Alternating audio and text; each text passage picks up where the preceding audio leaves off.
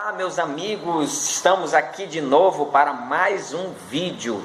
E esse vídeo aqui foi solicitado pelo irmão Eric Moreira.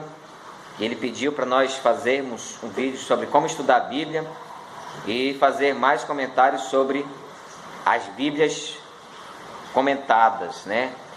As Bíblias que são comentadas. Então, no momento eu não tenho nenhuma Bíblia, não comprei nenhuma Bíblia, é necessário dinheiro, né?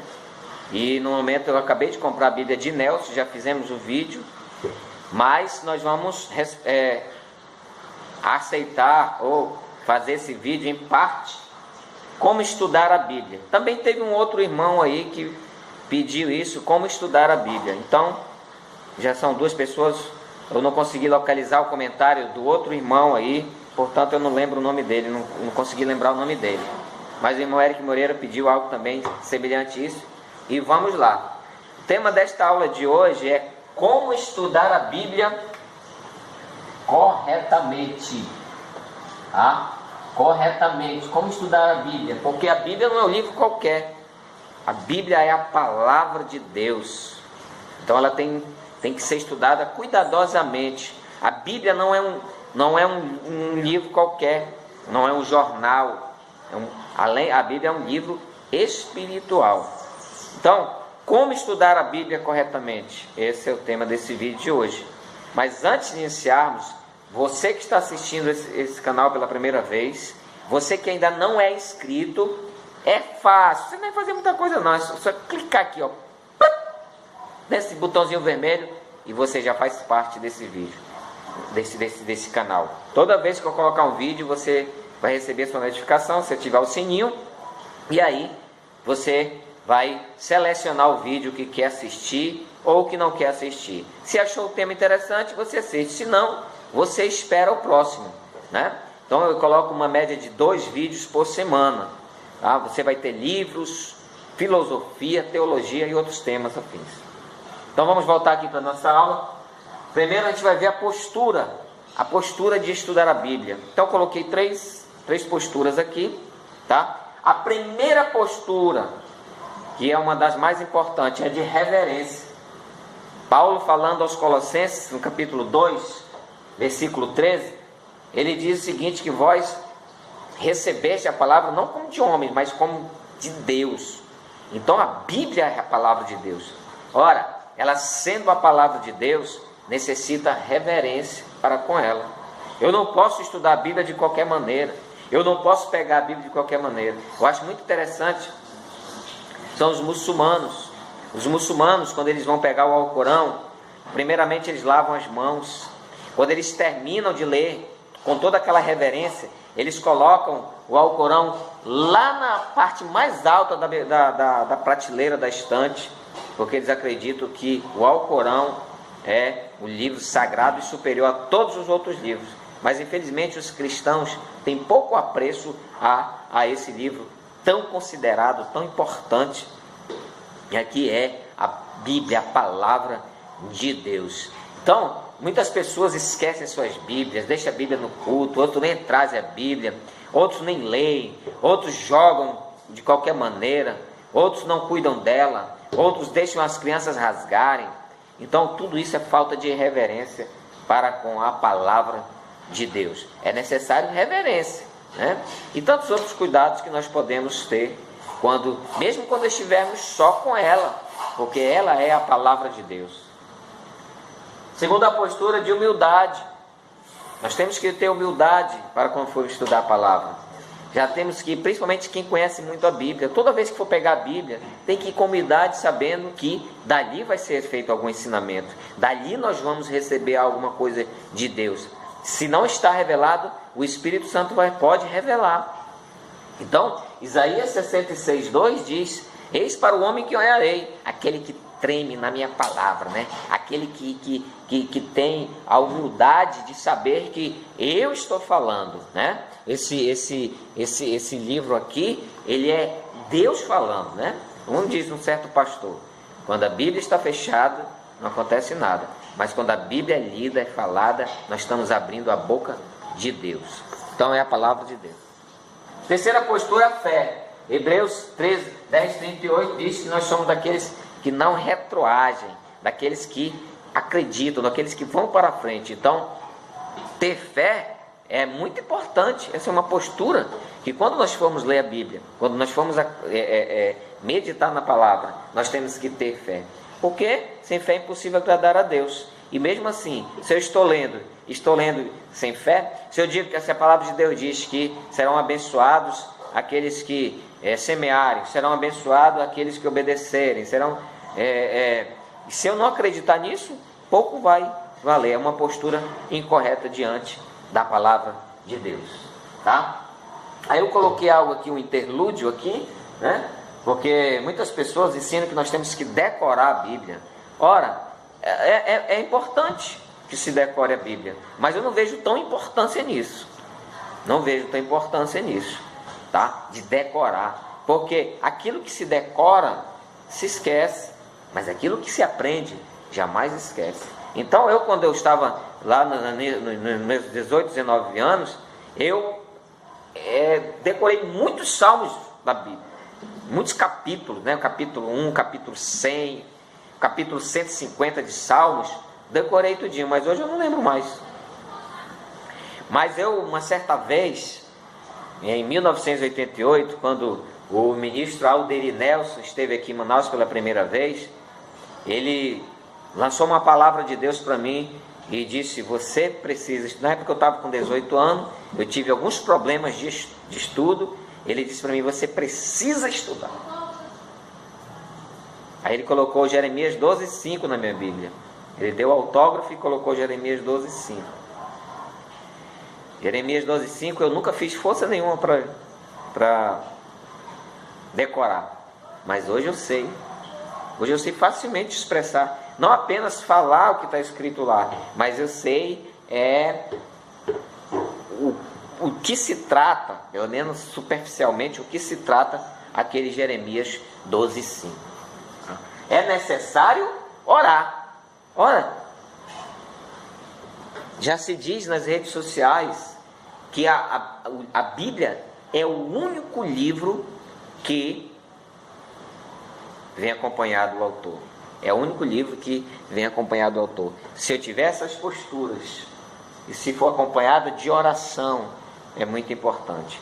Porque a Bíblia, ela é um livro espiritual, ela necessita de revelação. Sem oração, sem o Espírito Santo, eu vou ficar só na letra. Agora nós vamos ver o material de apoio. Para nós estudarmos a Bíblia, para nós aprendermos a Bíblia, nós temos que ter o material de apoio, né? Então nós temos aqui o primeiro, dicionários. Coloquei dicionários no plural, por quê? Porque existem os dicionários bíblicos e existe o dicionário de língua portuguesa.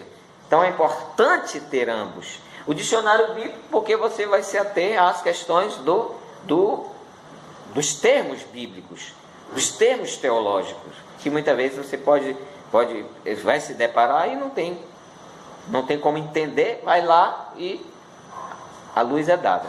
E de língua portuguesa, porque nas nossas traduções, principalmente, fora a linguagem de hoje, existem muitas palavras difíceis. Olha aqui, ó, coloquei duas aqui: ignomínia, vitupério, muitos, né? Imarcessível. Essas palavras tudo estão na Bíblia. Se você não dominar a língua portuguesa, tiver um amplo conhecimento, ou tiver o dicionário, você não vai entender o que está lendo, tá? O outro material de apoio, uma concordância bíblica. Para quem não sabe, uma concordância bíblica é apenas um jogo de chave onde você vai encontrar as palavras na Bíblia. Eu ia falar no início, eu esqueci, mas essa aula de hoje aqui é para quem está iniciando ou para quem tem dificuldade de estudar a Bíblia. Porque nós vamos fazer uma outra aula de interpretar a Bíblia, tá? Aqui é como estudar a Bíblia. E nós vamos fazer uma outra, como interpretar a Bíblia, que seria uma aula de hermenêutica e de exegese, que é uma coisa mais aprofundada, já é mais para um estudante de seminário, para um outro teólogo que está iniciando, tá bom? Então, concordância bíblica. Por isso que eu estou fazendo essas questões, que é para entender bem, porque essa aula é para quem está iniciando ou quem tem dificuldade, né? Quem é teólogo não interessa muito essa aula. O outro material de apoio aqui é a Bíblia comentada com mapas. Bíblia comentada com mapas, onde vai lhe dar muito auxílio naquilo, nos lugares que são descritos na Bíblia, e fora os comentários mesmo. O outro é comentários bíblicos. Aí você fala, mas não é a mesma coisa? Não, não é a mesma coisa.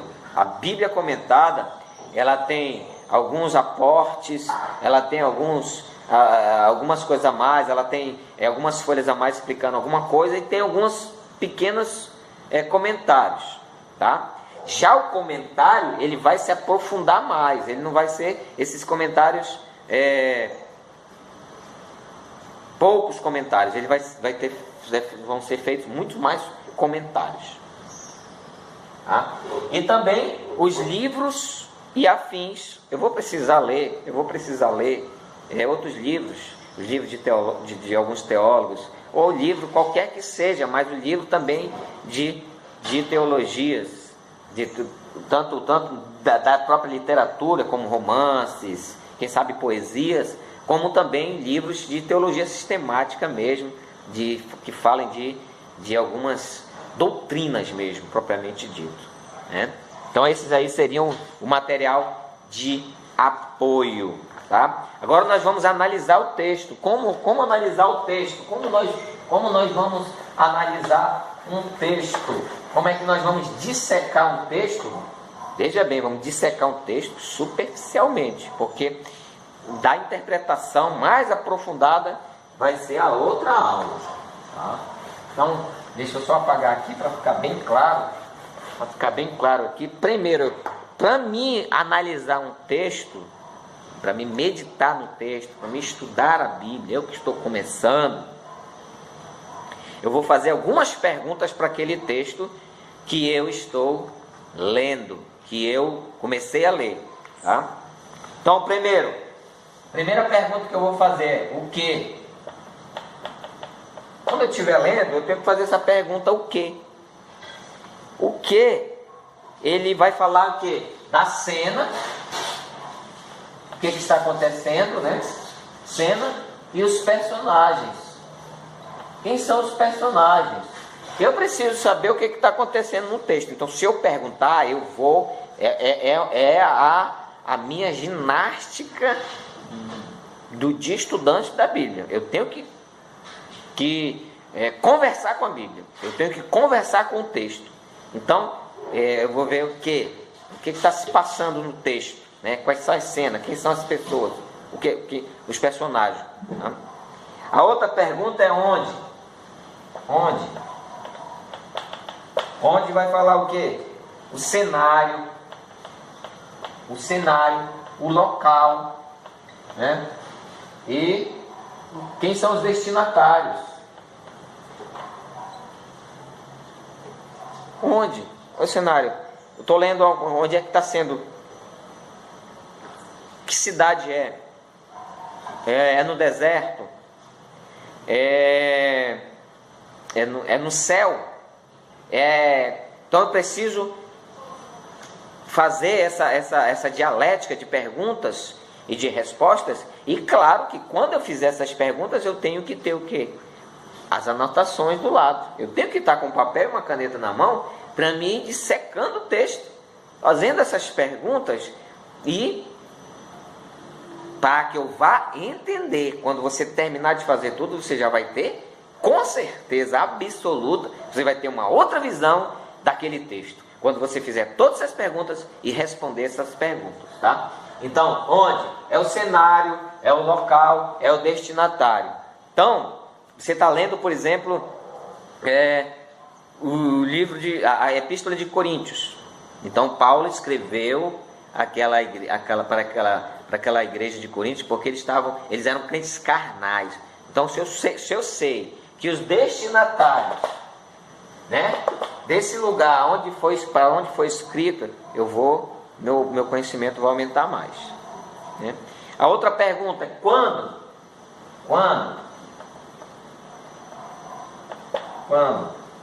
O momento, vai falar de quê? Do momento, do contexto histórico. Isso é importante também eu saber. Quando foi que aconteceu isso?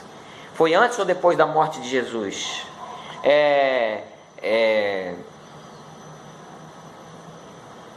Foi o cativeiro, se deu. Estou lendo um texto de cativeiro. Esse texto ele foi na metade do cativeiro. Então eu vou ter que fazer essas perguntas para me ter uma ideia do que eu estou lendo, né? Para mim compreender o texto, tá? A outra pergunta é por quê?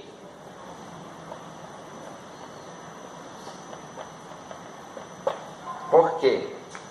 Então esse porquê, o que motivou, né? O que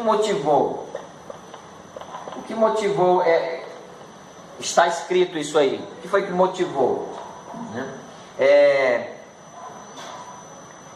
O que motivou o acontecimento?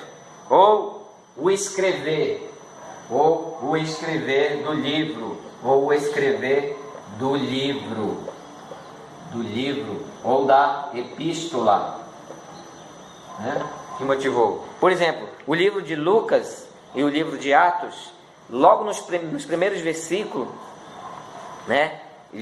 O autor vai explicar por que ele foi escrito o livro, para onde foi escrito, para que foi escrito, quem foi escrito, como foi escrito. Ele vai explicar. Então é muito interessante você fizer o texto, você fazer a pergunta, porque claro que nem todas essas perguntas elas serão respondidas, mas preste bem atenção, você vai ter que fazer essas perguntas para você ter mais como estudar a Bíblia. A pergunta que me fizeram foi como estudar a Bíblia, então estou ensinando como estudar a Bíblia.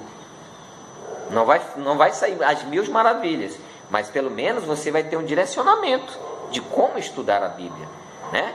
Eu já vi alguns irmãos, hoje mesmo vendo na internet, irmão disse, eu quero estudar a Bíblia, mas não sei nem por onde começar, nem sei como e nem por onde começar. Então se ele assistir esse vídeo, ele vai ter com certeza grande ajuda, tá? Então, a outra pergunta é como? Pergunta de número 5, como? Essa pergunta como?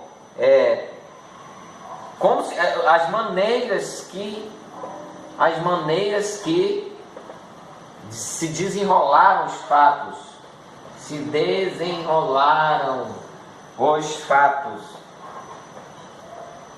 Então, por exemplo, você lê aquele texto que é muito complicado, e até muito tempo atrás eu estava trazendo uma resposta, como o caso de Uzá, que ele vai lá com os bois, como é que aconteceu como foi aquele desenrolar daqueles fatos, né? Como foi aquele desenrolar? Será que ele caiu de uma vez? Será que não tinha um ritual antes? Como foi que aquilo aconteceu? Então, você vai fazer essa pergunta, e se você tiver com material de apoio, vai ter uma ajuda. Você tem as perguntas, tem o método, e você vai só o quê? Pesquisar, se tiver hoje o material de apoio, tá? Então, nesse fato, se você fizer essas perguntas, você vai ter um aproveitamento muito grande, tá? E ainda tem mais questões aqui. A aplicação. Eu tenho que aplicar na minha vida, porque a Bíblia, ela é para transformação. Deuteronômio 32, 46 e 47 diz que a Bíblia é para transformação. A Bíblia não é um livro só para mim ficar lendo, para me transformar, é para me aplicar na minha vida, tá?